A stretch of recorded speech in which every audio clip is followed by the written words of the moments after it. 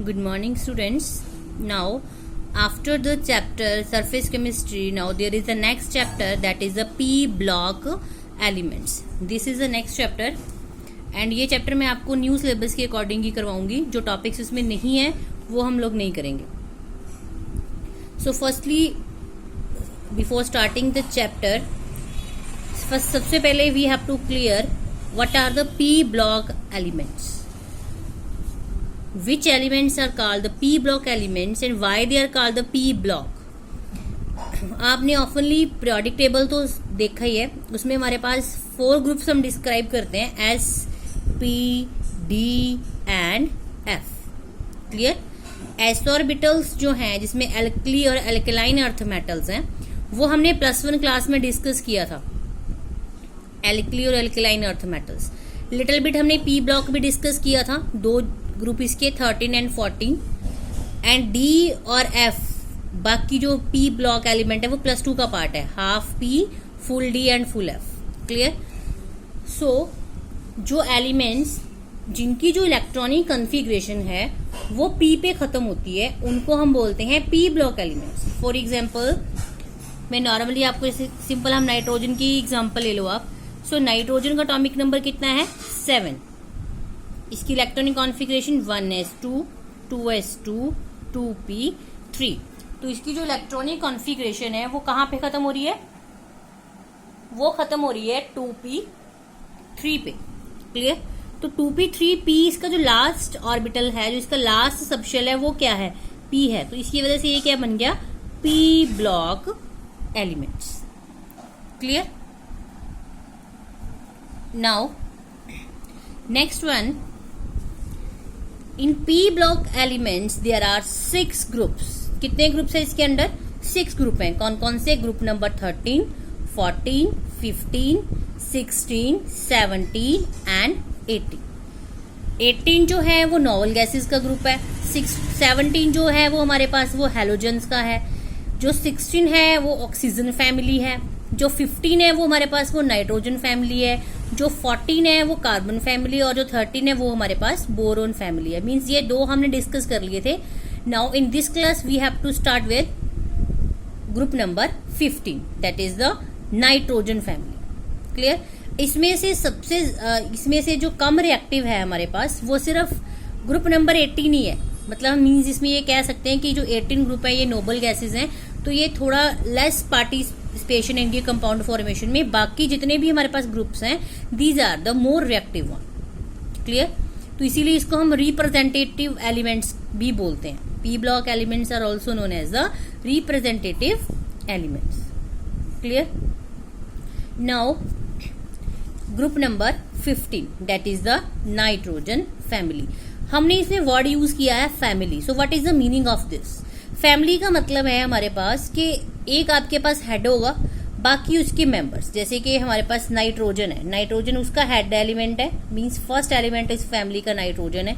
उसके बाद हमारे पास है फॉस्फोरस, उसके बाद है आर्सेनिक, उसके बाद है एंटीमनी, देन हमारे पास है बिस्मथ. तो ये जो है वो सारे के सारे इसके क्या हैं? मेंबर्स हैं. सो ये जो मेंबर्स हैं और ये इसका हेड है, तो ये एक तरह से ये क्या बन गया? फैमिली. फैमिली बन गई हमारे पास. ये बन गया नाइट्रोजन फैमिली. मींस नाइट्रोजन के अंडर ये एलिमेंट हमारे पास आते हैं. क्लियर? अब हमारे पास ये ग्रुप नंबर 15 है. इसमें हमारे पास ये एलिमेंट्स मैंने आपको बता दिए, नाइट्रोजन, फॉस्फोरस, आर्सेनिक, एंटीमनी और बिस्मथ. क्लियर?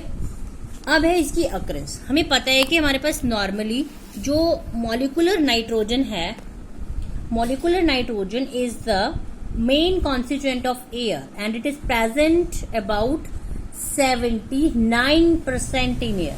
कितनी होती है एयर में present? 79%. And it is a major constituent of protein also which is present both in plants and animals. Clear? तो ये हमारे पास एयर में सबसे ज्यादा इसका जो है वो इसकी क्वांटिटी है, that is a 79%. Clear? Now it's electronic configuration and its members. So electronic configuration मैंने आपको पहले भी बता दी. ये सबको क्लियर ही है, ये मैं +1 में डिस्कस की थी p ऑर्बिटल्स वाली इसकी जो इलेक्ट्रॉनिक कॉन्फ़िगरेशन है। सिमिलरली हमारे पास ऐसे ही फॉस्फोरस की होगी, फॉस्फोरस का एटॉमिक नंबर 15, सो 1s2 2s2 2p6 3s2 3p3। तो इसके सबसे लास्ट वाले जो सबशेल आएंगे ना उसमें 3 इलेक्ट्रॉन ही हमारे पास आएंगे। क्लियर।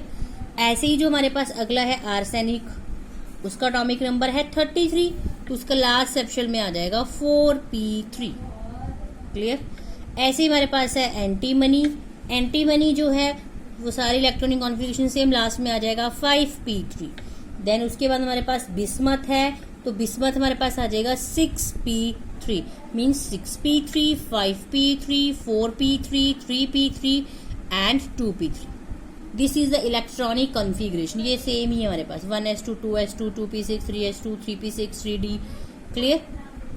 तो इसके लास्ट सबशेल में हमारे पास कितने इलेक्ट्रॉन आएंगे? ओनली 3। क्लियर। तो मीन्स ये 3 इलेक्ट्रॉन जो हैं वो 3 इलेक्ट्रॉन के साथ ये सबशेल में प्रेजेंट है p ऑर्बिटल में। Clear. Now its some physical properties. हमारे पास ये जो पार्टीशन है, अभी हम फर्स्ट इसकी फिजिकल प्रॉपर्टीज स्टार्ट करेंगे, फिर इसकी केमिकल प्रॉपर्टीज स्टार्ट करेंगे। तो फर्स्ट फिजिकल प्रॉपर्टीज में हम नॉर्मली क्या डिस्कस करते हैं? फिजिकल में हमारे पास यही आता है atomic radius, ionic radius, ionisation energy, metallic non metallic characters, melting point, boiling point, electronegativity. ये हमारे पास फिजिकल प्रॉपर्टीज के कुछ टॉपिक्स हैं। तो firstly we have to clear atomic radius. अभी कई बच्चों को तो ये भी क्लियर नहीं होगा कि एटॉमिक रेडियस हमारे पास क्या है। So what is atomic radius? That is the distance from the nucleus to the outer most shell. This one and this one. This is the distance from the nucleus to the outermost shell. This is known as the atomic radius. Clear. और अब हम यहाँ पे along the, यहाँ पे हम period के along भी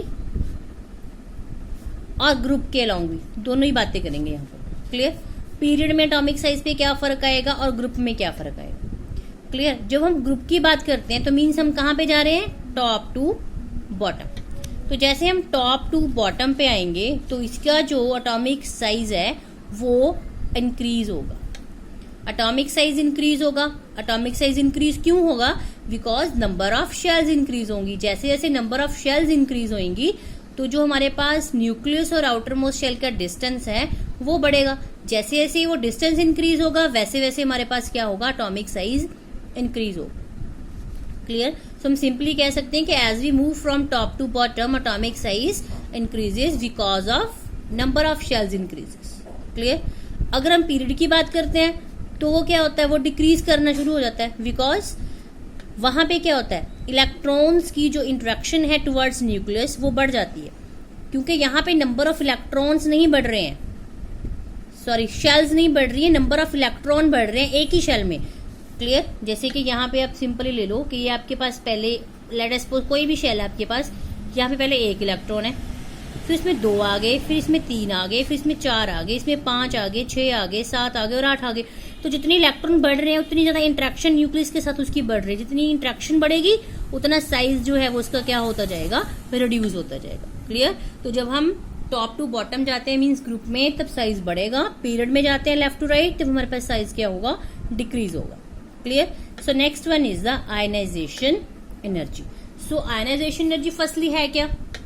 that is energy required to remove the most loosely bound electron from an gaseous atom. Means जो इलेक्ट्रॉन रिमूव करने के लिए चाहिए एनर्जी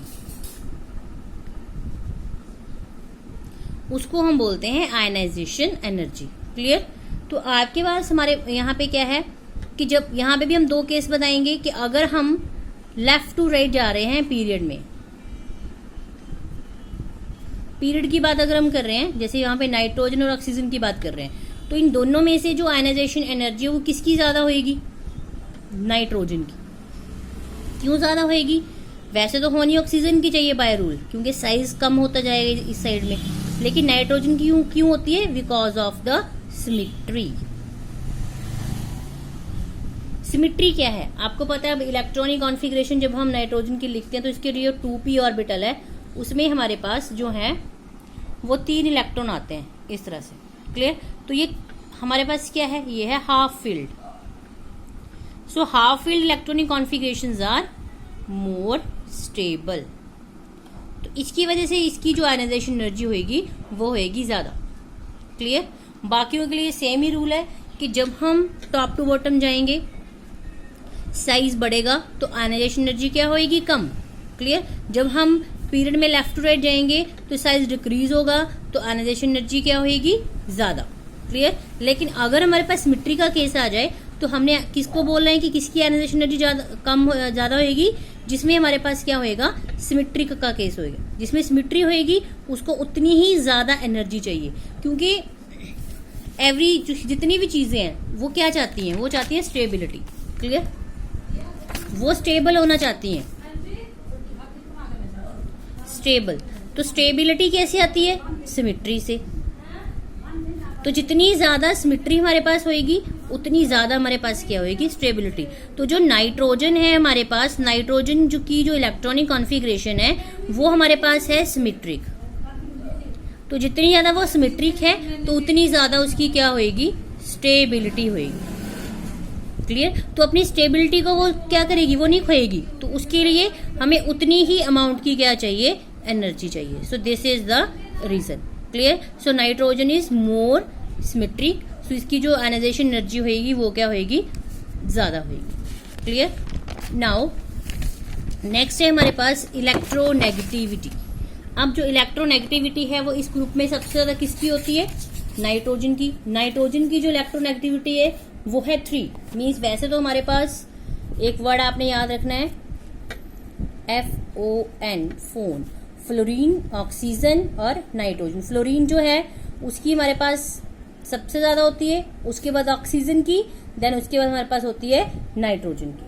क्लियर। सबसे ज्यादा इलेक्ट्रोनेगेटिव फ्लोरीन है, उसके बाद ऑक्सीजन है, देन उसके बाद हमारे पास क्या है, नाइट्रोजन है। Clear. So nitrogen is the more electronegative among all the members due to small atomic size. Clear.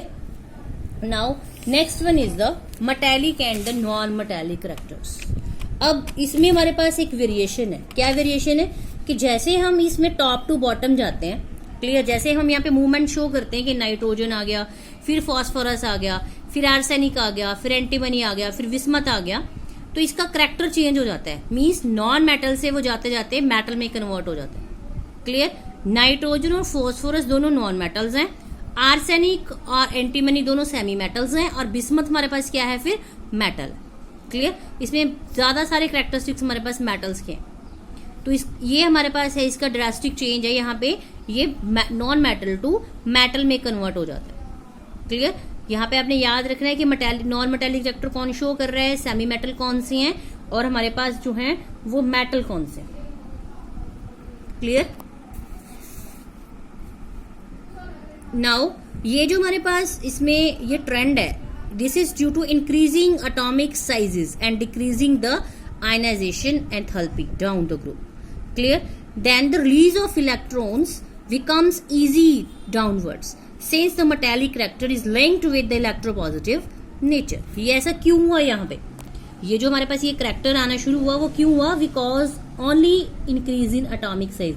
Atomic size बढ़ा, आयनाइजेशन एनर्जी जो है वो इसकी कम होएगी, वो कम हुई तो इजीली इलेक्ट्रॉन रिलीज हो जाएंगे, वो इजीली इलेक्ट्रॉन रिलीज होंगे तो वो इलेक्ट्रोपॉजिटिव करैक्टर को क्या कर रहा है, बढ़ा रहा है। तो धीरे धीरे इसका जो चेंज है वो मेटल्स में हो जाएगा। Clear. Now next is the allotropy. अब इसमें नॉर्मली हमारे पास फॉस्फोरस, आर्सेनिक और एंटीमनी जो है उसकी एलोट्रॉपिक फॉर्म्स हैं। फॉस्फोरस की जैसे व्हाइट है, रेड है, ब्लैक और वायलेट फॉस्फोरस होती है। जो आर्सेनिक है उसकी 3 एलोट्रॉपिक फॉर्म है, grey, yellow and black. Antimony की भी 2 हैं, yellow and black. Clear. And इसके बाद हमारे पास नेक्स्ट प्रॉपर्टी है इसकी कैटिनेशन। सो कैटिनेशन क्या है हमारे पास, that is the self linking property. क्या है ये, सेल्फ लिंकिंग प्रॉपर्टी। मींस अपने जैसे सेम एलिमेंट को अपने साथ बाइंड करना। सबसे ज्यादा वैसे नॉर्मली हमने +1 में डिस्कस किया था, हमारे पास क्या है, कार्बन। कार्बन सबसे ज्यादा कैटिनेशन की प्रॉपर्टी शो करता है, मींस कार्बन जो है वो एक लॉन्गेस्ट चेन के साथ बाइंड अप हो जाता है।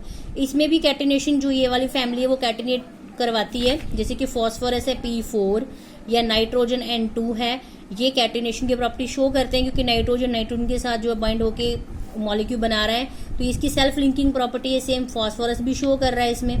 क्लियर, ये जो सेल्फ लिंकिंग की प्रॉपर्टी है, सिंपली हम इसको कह सकते हैं कि जो कैटिनेशन है वो किसकी वजह से होता है, high dissociation energy and small size, जो ये दोनों प्रॉपर्टी शो करते हैं वो ये हमारे पास सबसे ज्यादा कैटिनेशन की प्रॉपर्टी शो करते हैं। वैसे तो एक और प्रॉपर्टी इसमें ऐड होती है, दैट इज द टेट्रावेलेंसी।